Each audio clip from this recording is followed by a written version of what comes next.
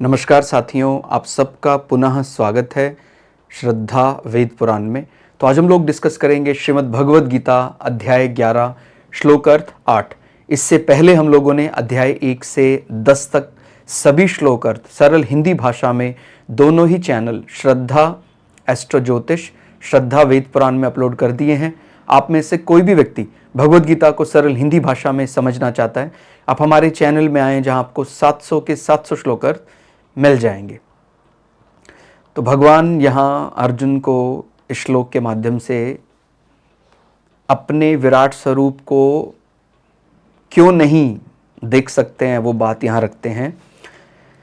भगवान कहते हैं अर्जुन को, परंतु मुझको तू इन अपने प्राकृत नेत्रों द्वारा देखने में निस्संदेह समर्थ नहीं है। इसी से मैं तुझे दिव्य अर्थात अलौकिक चक्षु देता हूं। इससे तू मेरी ईश्वरीय योग शक्ति को देख। देखने में तो देखें ये 8वें अध्याय माने 11वें अध्याय का 8वां जो श्लोक है, 2 ही पंक्ति हैं, और अगर हम इसका श्लोक अर्थ भी करते हैं तो ये 2 या 3 वाक्यों में हो जाता है।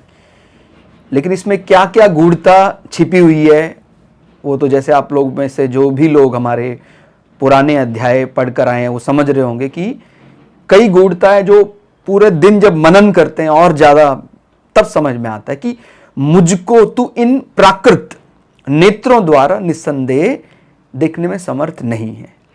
ठीक हो गया। यानी एक प्रकार तो पहले ही भगवान बता रहे हैं, ये सबके लिए, माने अर्जुन के माध्यम से हम सबको ज्ञान मिल रहा है कि भाई आप यदि अपने शरीर का, अपनी बुद्धि का, अपने मन का अहंकार लगाए बैठे हैं कि भाई मैं तो नेत्रों से तो जो देखा जाता है वो सच ही होता है, तो भगवान यहां बता रहे हैं कि तू अपने प्राकृत नेत्रों द्वारा, यानी थोड़ी देर के लिए भी अर्जुन की जगह आप यहां सामने आ जाइए और ऐसा समझिए कि भगवान आपको ये ज्ञान दे रहे हैं। तो क्या समझ में आता है कि आप अपने प्राकृत नेत्रों द्वारा निस्संदेह आप मुझे देखने में समर्थ नहीं है। तो कभी इन नेत्रों का ही अहंकार हो जाता है, कभी आंखों का देखा हुआ तो सत्य ही होता है। लेकिन जब ईश्वरीय ज्ञान की बात आती है तो ईश्वर ने पहले भी भगवान ने अर्जुन को जो बात बताई कि मैं जो ईश्वर के साथ जुड़ना चाहता हो उसको अपनी बुद्धि का, अपने शरीर का, अपना जो अहंकार है वो त्यागना पड़ेगा, क्योंकि वो अपनी बुद्धि यानी प्राकृत शरीर द्वारा केवल यदि वो पहुंचना चाहता है, एक्सेस पाना चाहता है ईश्वर का, तो संभव नहीं है। वो एक प्रकार सीमा बता रहे हैं भगवान। और आपको अब समझ में आएगा, केवल ये नेत्रों की बात ही नहीं है, नेत्रों तक सीमित होता तो भी शायद चल जाता। अब मान लीजिए वो दिव्य स्वरूप कोई विशिष्ट नेत्रों द्वारा देखकर उसी मस्तिष्क को दिया जा रहा है तो भी वो एनालाइज नहीं कर पाएगा। तो हमारा जो दिव्य ज्ञान भी उस स्तर का होना चाहिए कि जब भगवान सामने खड़े हैं तो हम उनको समझ भी पाए। तो क्या कहते हैं, थोड़ा और अगर सरल करके इस श्लोक अर्थ को समझे, इस श्लोक में एक बात और स्पष्ट होती है कि जो चर्म यानी हमारा जो हाड़ मांस का शरीर है, चर्म चक्षु से दिखने वाला ही मात्र सत्य नहीं होता। यदि कई लोग ये माने बैठे ना, भाई मेरी आंख से जो दिख रहा है वो ही सत्य, बस इसके अलावा कुछ नहीं। वो तो विज्ञान में भी आप समझते होंगे कि विज्ञान भी, आज का जो आधुनिक विज्ञान है, ये भी मानता है कि आप इन आंखों से सब प्रकार का प्रकाश नहीं देख सकते। भाई हमारा तो विजिबल स्पेक्ट्रम केवल violet, indigo, blue, green, yellow, orange, red, इन्हीं का कॉम्बिनेशन, इन्हीं अलग अलग एडिशन बना के अलग अलग हम प्रकाश बनाते। इसके अलावा भी तो इतने प्रकाश हैं। भाई हम देख नहीं सकते, इसका अर्थ ये थोड़ी है कि माने देख नहीं सकते माने हमारा ये जो चर्म चक्षु है वो नहीं देख पा रहे, इसका अर्थ ये तो नहीं कि वो प्रकाश एग्जिस्ट नहीं करता है। तो कहते हैं चर्म चक्षु से दिखने वाला ही मात्र अगर मान रहे बस वही सत्य है, तो उसका मतलब तो आप अल्ट्रावायलेट को, इंफ्रारेड को, एक्सरेज को, गामा रेज को डिनाई कर रहे हैं। भाई एक्सरेज का तो प्रभाव हम देखते ही हैं, एक्सरे सीटी स्कैन आदि में काम आता है, और इसके दुष्प्रभाव भी हम देखते ही हैं। चाहे वो हमें आंखों से वो विकिरण नहीं दिखाई देता है, कॉस्मिक रेज दिखाई नहीं देता, लेकिन उसका दुष्परिणाम हमें दिखाई देता है। तो हम ये कैसे मान सकते हैं भी हाँ आंखों से जो दिख रहा है वही सत्य होगा? तो यह बहुत गंभीर विषय है ये कि केवल हमारा जो चक्षु है, मनुष्य का चक्षु, अगर उसको उसी के कोई मद में चूर है, अपने बुद्धि के मद में चूर, अपने मन में जो समझ में आता हो, यानी जो प्राकृत शरीर के द्वारा ही एनालाइज किए जाने वाली चीजें हैं, उनके जरिए, जैसे अगर कभी संवाद चलता है कि भाई दैवीय मिठास कितनी होती है, कहता भाई मिठास हम जो जानते हैं उससे ज्यादा मैं क्या मीठा होता होगा। लेकिन ऐसा नहीं है। जब हम कुछ विशिष्ट मिठास की बात करेंगे या कुछ विशिष्ट खटास की बात करेंगे तो वो हमारा थ्रेशोल्ड पार कर सकता है।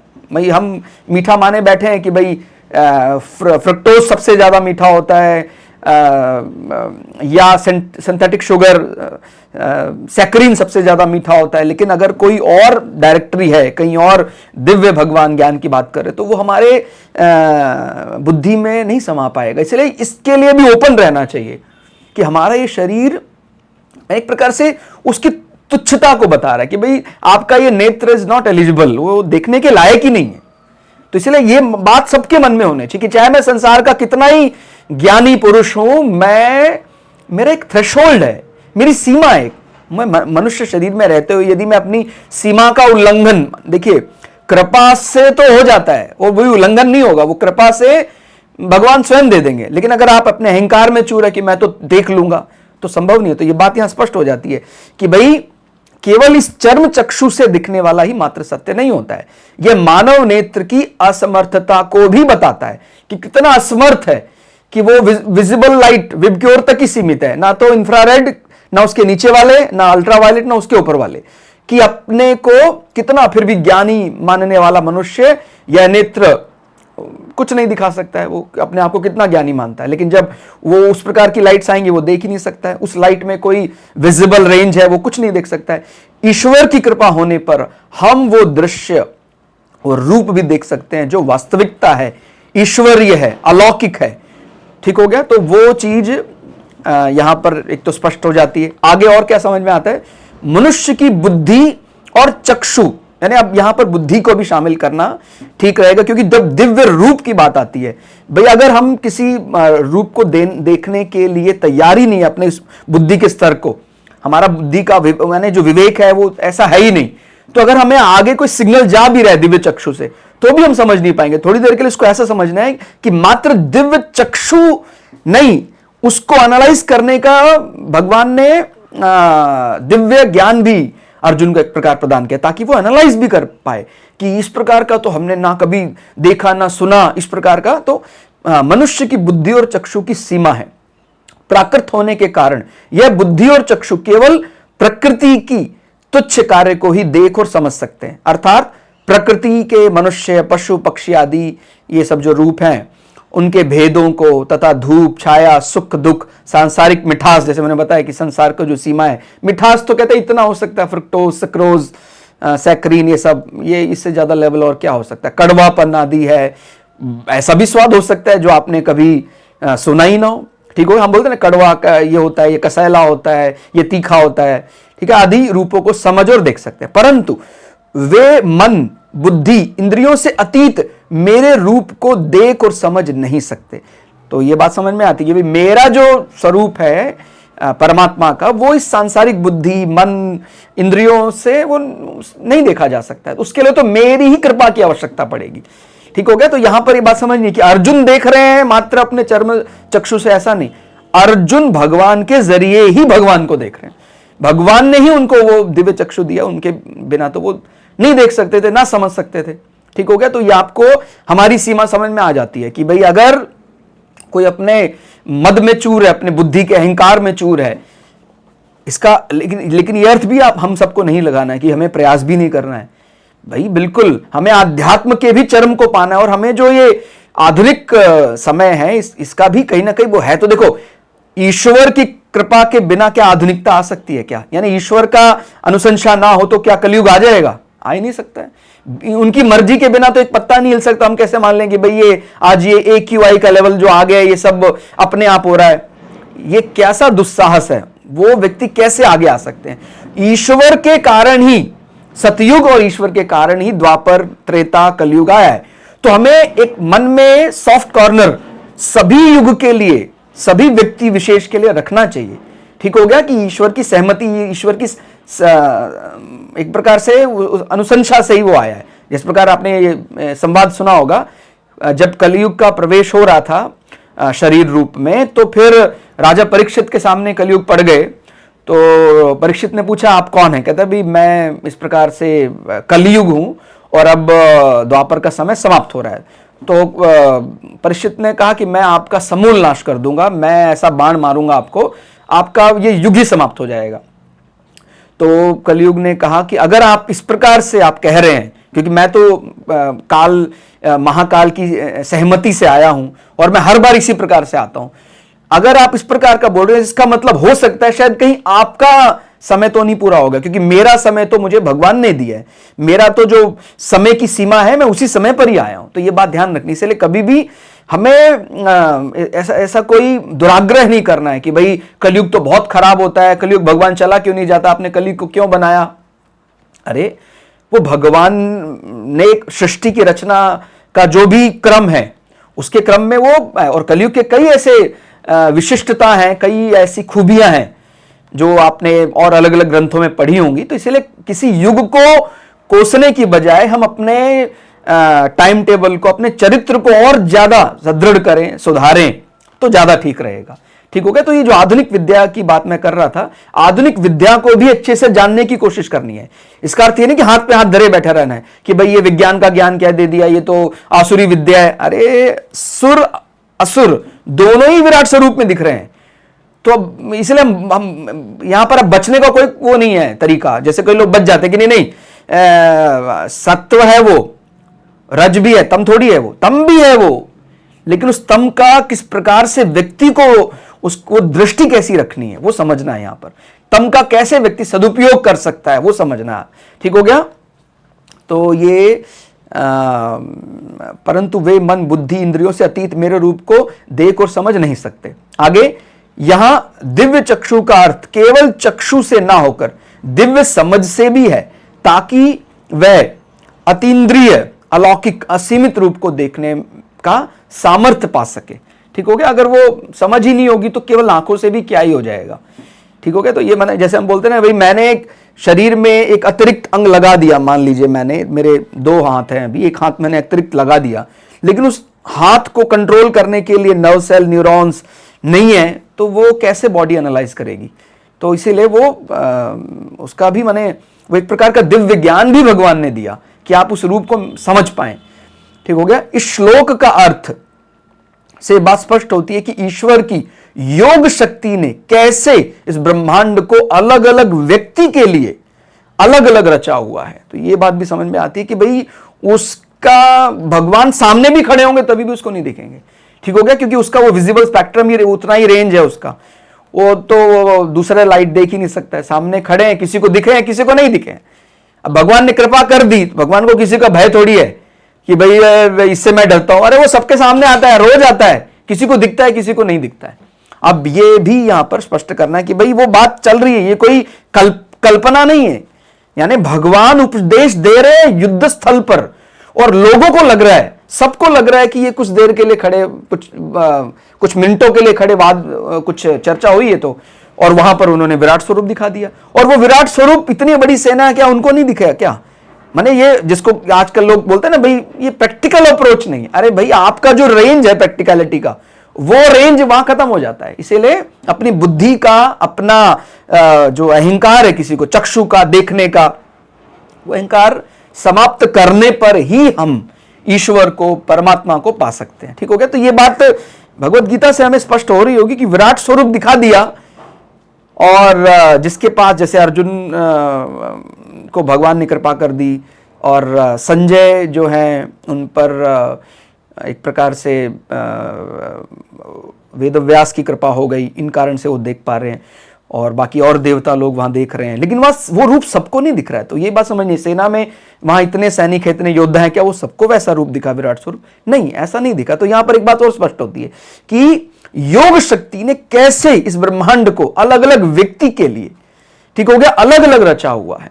व्यक्ति की समझ में यदि समर्पण, श्रद्धा, भक्ति उत्पन्न है तो भगवान उसे संसार का दिव्य रूप दिखा देंगे।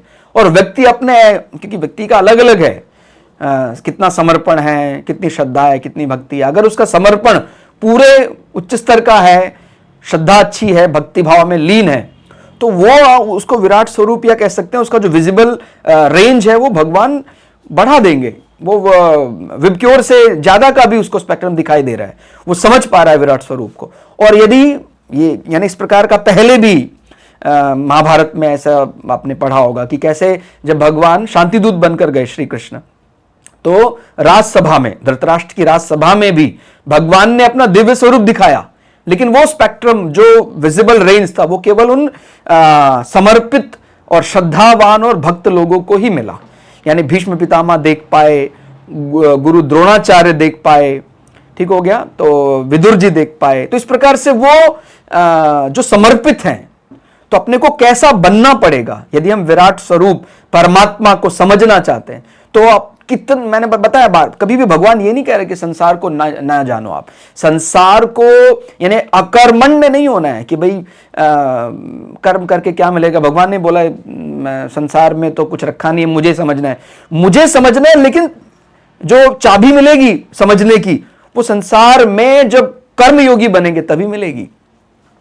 चाहे वो संसार के ज्ञान का हमारे लिए उस ज्ञान के बाद कोई अर्थ नहीं है, लेकिन शुरुआत आपको यहीं से करनी पड़ेगी। इसलिए संसार के महत्व को अनुशासन में रहकर समझना है। और सबसे बड़ा अनुशासन क्या है? समय पालन। अच्छे से, मैं कहता हूं आपके लिए सबसे सरल यही है। कहते किसको माने किसको छोड़ें आज के समय पर। अब समय से आप सारे काम करने लग जाएं। समय से उठना, समय से खाना, समय से शयन के लिए जाना, क्योंकि ईश्वर जो है वो सत्य है और समय पालन जीवन की सबसे बड़ी सत्यता है। कहते भाई ये कितने बजे आते हैं? कहते 8 बजे आते हैं, एकदम सत्य है। तो 8 ही बजे आपको दिखते हैं। अगर कभी 8 का 8:05 या 8:15 हुआ है, इसका मतलब आज कोई विशेष बात है, और वो क्योंकि वो हमें सत्य से दूर लेकर जाएगा। अगर हम कभी भी आते हैं, हमारा कोई टाइम टेबल नहीं है, तो हम सत्य कैसे हो सकते हैं? तो अगर सत्य को पाना है तो सत्य होना पड़ेगा। तो सत्य होने का यह सबसे सरल तरीका कि पहले हमें जो संसार का जो क्रम मिला, जैसे हम भगवान ने अपने अपने अलग अलग विभूति योग में अलग अलग रूपों के बारे में चर्चा की कि भाई सूर्य समय से उदय होता है, समय से अस्त होता है, अलग अलग ऋतुओं में उनका समय इस ऋतुओं के हिसाब से बदलता रहता है। उसको हम आराध्य मानकर, सूर्य को परमात्मा मानकर उनकी उपासना करने लग जाएं समय से, क्योंकि वो सूर्य भी समय से आने वाले। आप अगर आज शयन में लीन हो गए हैं, आपने उपासना करनी भूल गए हैं, तो अपने अनुशासन भंग किया है, फिर आप ईश्वर को कैसे समझ सकते हैं? तो आप प्रकृति के किसी भी रूप को, चंद्रमा का भी जैसे जो उसका जो काल है, नक्षत्रों का अलग अलग काल है, बृहस्पति जो नक्षत्र है उनका जो समय है, जैसे भगवान ने अलग अलग कहा कि भाई मैं अगर बात करें पुरोहितों में और तो वो बृहस्पति की बात की, भगवान ने कवियों में शुक्र की बात की, तो वो हम ग्रहों के रूप में भी देखते हैं। तो उनका उदय होने का समय, अस्त होने का समय, कब वो आते हैं, कब वो जाते हैं, किस समय पर नहीं रहते हैं, वो सब सारी बातें जो एक अनुशासित कर्म योगी है वो जानता है। और जब कर्म योगी हम बन जाते हैं, जैसे इससे पहले वाले श्लोक में भी यही बात आई थी कि अर्जुन ने अपने विश्वास, अपने ईश्वर में श्रद्धा भक्ति से अपनी निद्रा को भी जीता हुआ है। निद्रा भी उनकी बिना सम्मति के, उनकी बिना आज्ञा के निद्रा भी उनको परेशान नहीं कर सकती है। तो ऐसे ही व्यक्ति अधिकारी होते हैं विराट स्वरूप देखने को, ऐसे ही व्यक्ति ईश्वर को, प्रकृति को समझ सकते हैं। तो फिर उनके लिए जो एक लिमिटेड रेंज है वो अनलिमिटेड हो जाता है। ठीक हो गया? तो बहुत ही सुंदर भगवान ने वर्णन किया 11वें अध्याय का ये 8वां श्लोक अर्थ रहा। ये श्लोक अर्थ आपको कैसा लगा आप कमेंट करके हमें जरूर बताइएगा। मिलते हैं अगले श्लोक अर्थ के साथ, तब तक के लिए जय श्री भगु पराशरा, जय श्री शुक्राचार्य, नमस्कार।